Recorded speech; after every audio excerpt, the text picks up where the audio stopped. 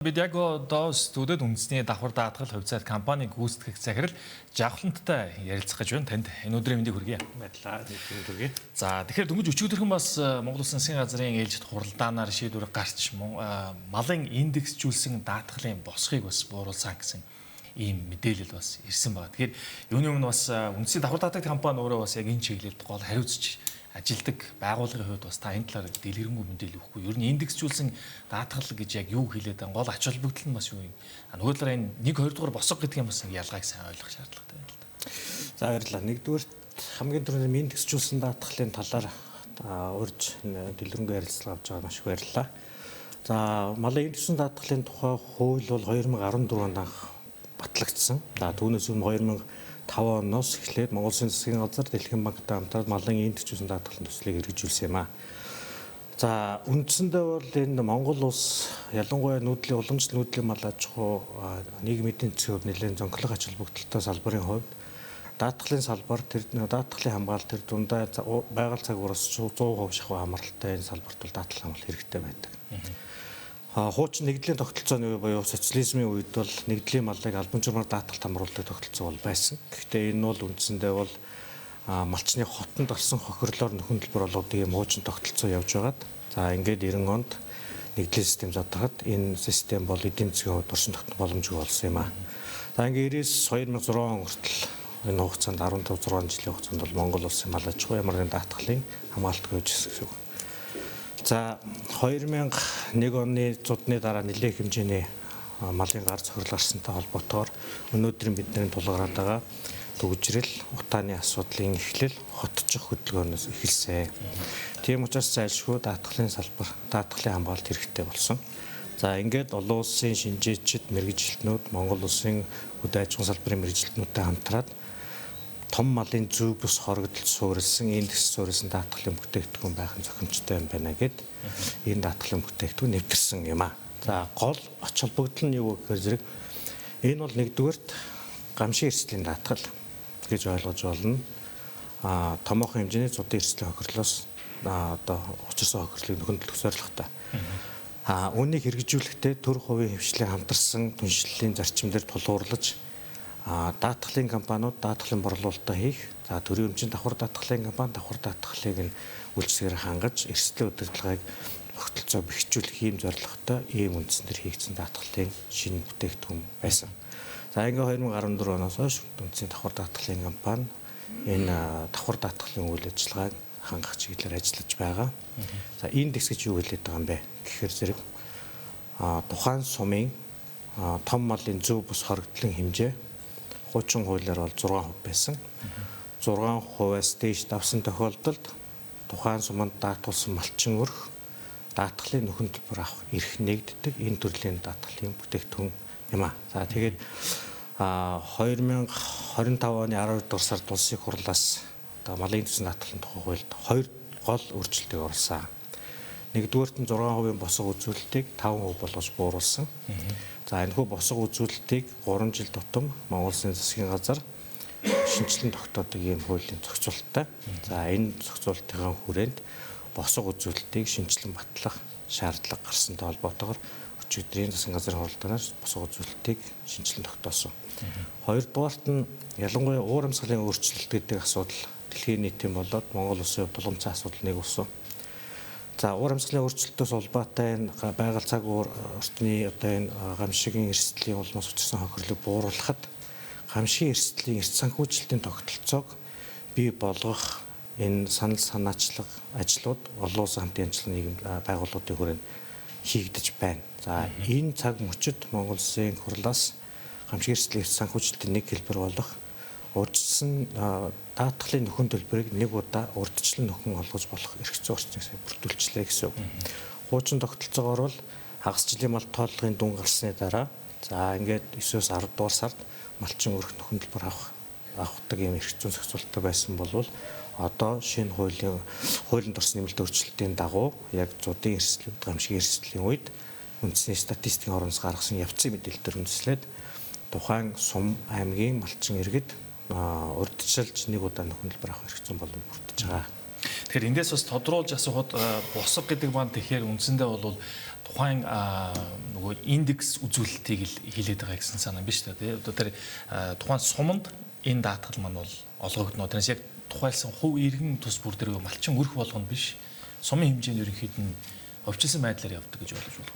Яг зөв. Үндсэндээ түрүүний яриад байгаа оршил дээр ярьсан энэ бол малын малчны хотонд гарсан хохирлоор тооцдог уламжлалт даатгалын бүтээгдэхүүн бол эдийн засгийн хувьд асар өндөр зардалтай хохирлыг тооцох боломж хомс байдаг учраас энэ бол ингээд цаашаа явахгүй байгаа даа. Тийм учраас том малын зөв бус хоригдол буюу Монгол улсын хувьд бол 1978 оноос хойш малын тоо толгой түүний хоригдол зөв бус хоригдлын хэмжээтэй холбоотой дата статистик мэдээлэл харьцангуй сайн түвшинд байдаг.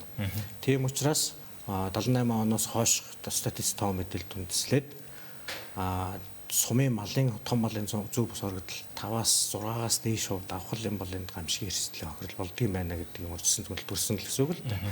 Ер нь олон улсын хэмжээнд ч гэсэндээ мал аж ахуйн салбарт бол 5-аас 7% хоригдол, хэвийн хэмжээний хоригдол гэж тооцдог. Ер нь аль ч салбарт, аль ч улсад. Манай улсад бол энэ 6% гэсэн юм үзүүлэлттэй байсан. За хуулийн орчны нэмэлт өөрчлөлөөр 5% болж өөрчлөгдөж байгаа. За хуулийн заасан дагуу 5%-ийн босго үзүүлэлтийг дээшээ доош 1%-аар хөдөлгөх боломжтой. Өөрөөр хэлбэл эрсдэлтэй сумд дадлын хөлбөрийг гарсан сумд дээшээ өсөх, бага авсан сумд нь доошоо буух энэ боломж болцоог бүрдүүлсэн юмтай. Тэгэхээр хамгийн бага нь 4%, хамгийн өндөр нь 6%-ийн босго үзүүлэлттэй байгаа л гэсэн үг.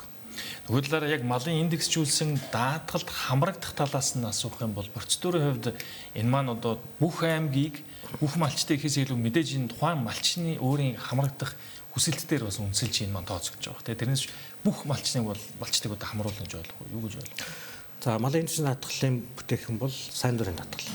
Тийм учраас малчид өөрийнхөө малыг, мал сүргийг одоо толгоолж биш сүргийн бүтцээр даатгадаг.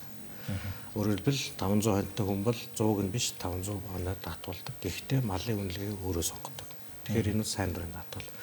Хоёрдугаарт нь түрүүн хэлсэн энэ бол нэгдүгээр гамшигын эрсдэл наадмын тогтолцоо. Үүнийг хэрэгжүүл төр хувийн хвшлийн түншлэлийн зарчмын дагуу хэрэгждэг юм даатгалын хэлбэр байгаа.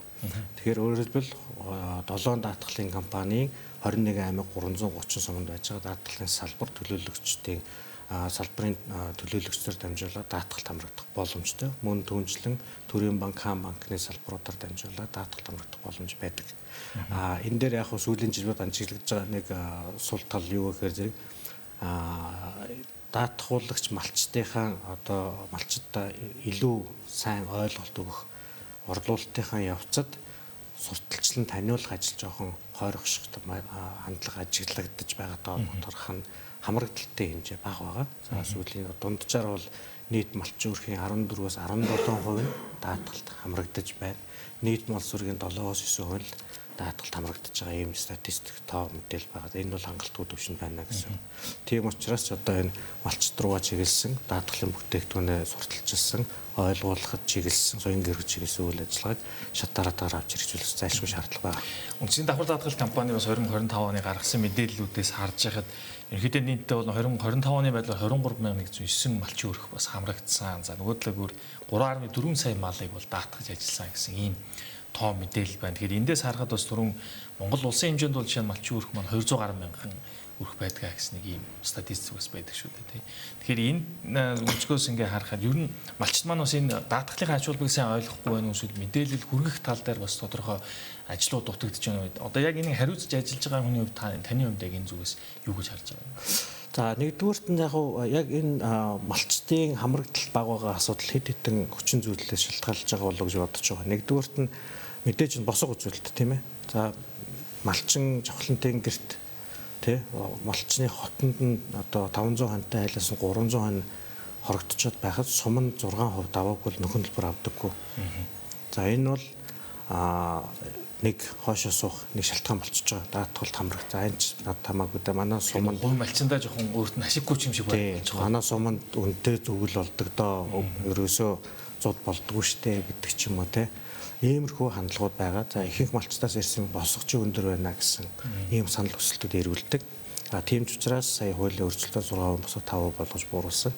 Ингэснээр 4-5% босго үзүүлэлттэй нийт сумд бол 310 болчихж байгаа байхгүй. Тэгэхээр хуучин тооноосоо бол одоо буурсан сумдын тоо бол 180 90 сум бол босгонд буурчихж байгаа. Тэгэхээр босгоны хувьд бол бид нар бууруулж байгаа. Хоёрдугаарт нь гаргаж байгаа санал гомдол нь юу гэхээр зэрэг за жишээ нь тээврийн хэрэгс машина даатгуулсан хүн тэр дороо нөхөн төлбөр авчиад байдаг штэ.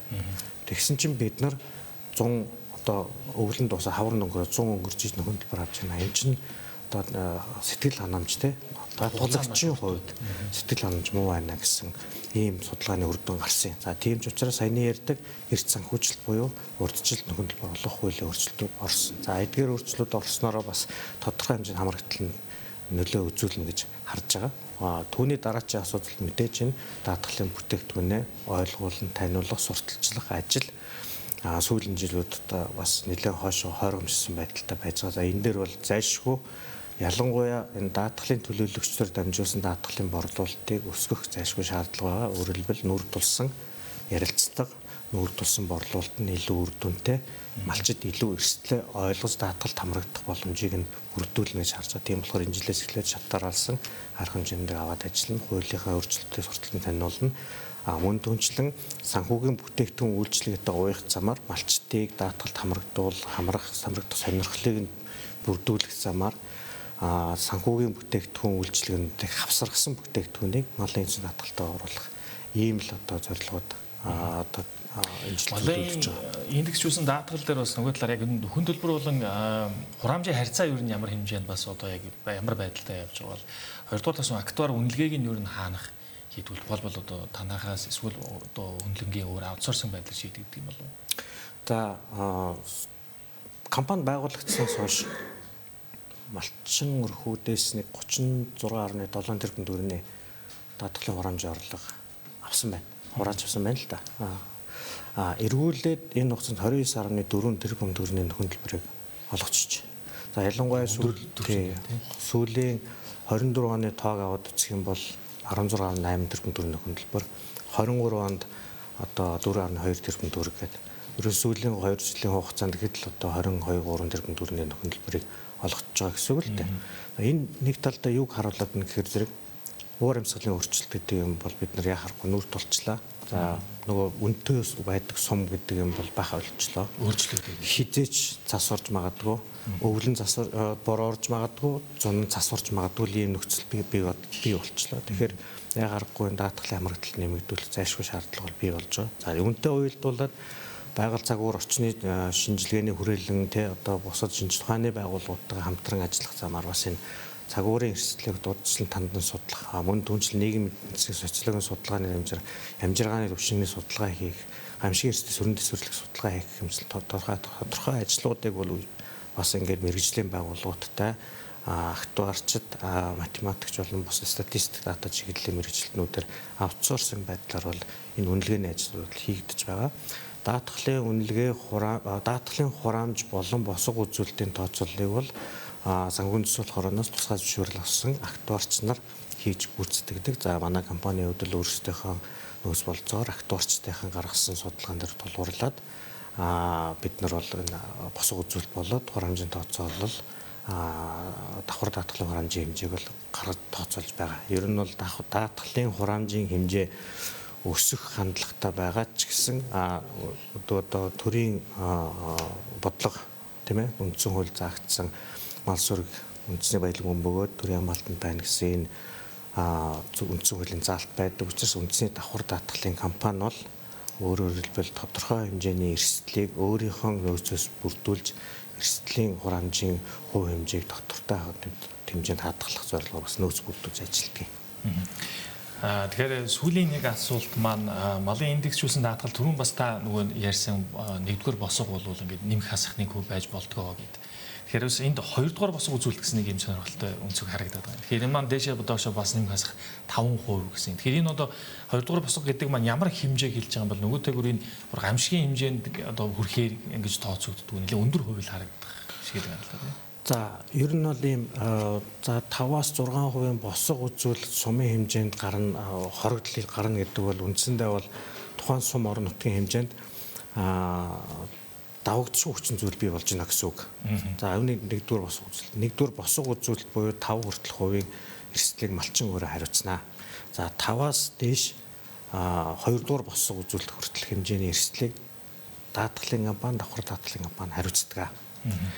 За өмнөх хуулийн дагуу дээд түвшний эрсдэл буюу 2 дугаар босгоос дээш тавсан 30-аас дээш давсан хувийг одоо засгийн газар давхар даатгалын эрсдлийг бол хариуцдаг байсан. За 2021 онд хуульд өөрчлөлт орсонтой холбоотойгоор дээд түвшний эрсдлийг бол өнөөдрийн байдлаар үндэсний давхар даатгалын компани, олон улсын давхар даатгалын компанитай хамтраад хэрэгжүүлж байгаа гэсэн үг. 24 оны тоогоор аваад үзэх юм бол нийт нутгийн хэмжээнд 70 гаруй хувь нь одоо зуудын байдалтай өнгөрсөн. За хамгийн өндөр хохирол гарсан бүс бол Зүүн бүс, Сүхбаатар аймаг, Тэрдэндээ Сүхбаатар аймаг.